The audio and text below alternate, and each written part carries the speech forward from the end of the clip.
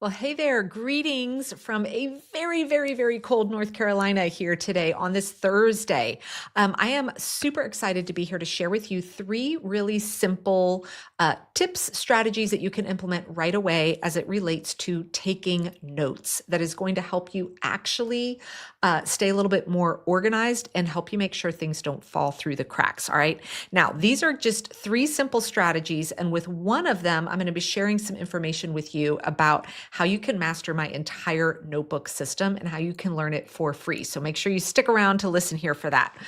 So first and foremost, when it comes to taking notes, here's what I'm talking about. It could be something as simple as an idea or something you remember. You need to jot it down so you don't forget it. Maybe you're listening to a training video like this here on YouTube and you want to make notes so you don't forget about it. It can range from anything, right? So the very first tip when it comes to taking notes is this. You need to pick one central place to do this. One notebook that you funnel all types of notes into. All right. Now, chances are you may have, one at your desk, one in your car, one by your bed, one in the kitchen. You've got Post-it notes. You've got some notes in an app because you're trying to categorize and organize everything. But when you put everything into one central place, all right, it's going to make the management of your notes so much easier on the back end. Now, I'm not going to go through how we manage all the information in our notebook here today because I'm going to be teaching that entire process starting Monday, January 27th, right here on YouTube.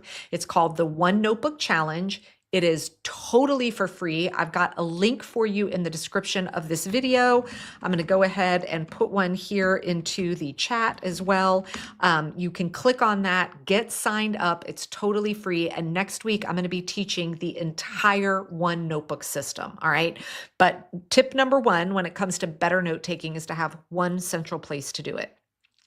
Now, the second tip is one that might make some of you a little bit uncomfortable. Let me know here in the comments, are you someone that really likes your notes to look super neat?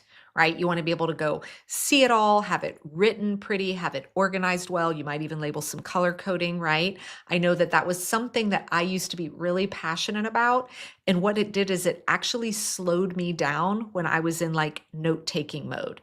So the second tip is this: get comfortable being messy.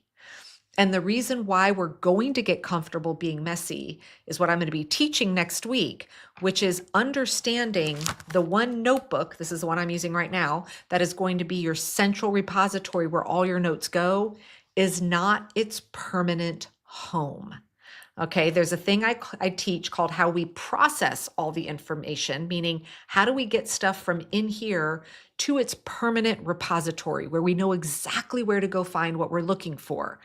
That's one of the things I'm going to be teaching. I'll be teaching it on day 3 next week. So what this means is when you're taking notes, you have the right to be messy, right? Because we want to get the information down as quick as possible. I'm going to even show you, like, look how messy my notes are. I've got lines, scratches, scribbles, things circled, things checked, right? This is not pretty, it's not neat, it's not organized, but the information is there. And then when I pull it out of here and do what I call processing it to its permanent home, that's when we take the time to make sure it's all structured in a way that's going to serve us well. So tip number one central place. Tip number 2, get comfortable with it being messy. Now, the third tip is I pulled it out of a little mini course I have called the Top Note-Taking System, where I teach really strategic note-taking skills. And I cannot remember which teacher showed this to me. I believe it was from a college class in my freshman year. I could be wrong. But anytime something is going into, I have a whole labeling system in my notes, like little symbols and stuff that I use to trigger different things. I want you to pick one symbol or label, if you will, when you're taking notes that you will use next to something that you know needs to be translated into an action item, something that would typically sit on your to-do list, all right? Something that would show up on your plan for the day of, I need to do this. The notebook's going to have all sorts of stuff in it that aren't action items, right? Like right now, you're here learning about this. You may be taking notes saying, I need to create a label for that. That's not going to like go onto your to-do list tomorrow at 10 o'clock, create a label, right? It's something you want to remember to do.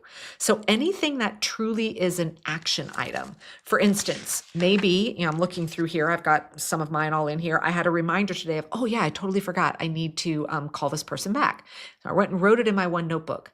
So pick one symbol that you can put next to things that's easy for you to see that need to get translated either into your plan for the week or in a future week.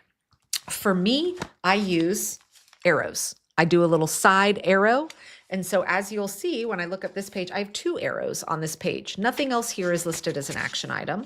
If I just go, I'm going to pick any random page here in my notebook. If I go open this page, when I look down at this page, 0 things here had arrows next to it, but the page right next to it looks like I had 2 things on that page.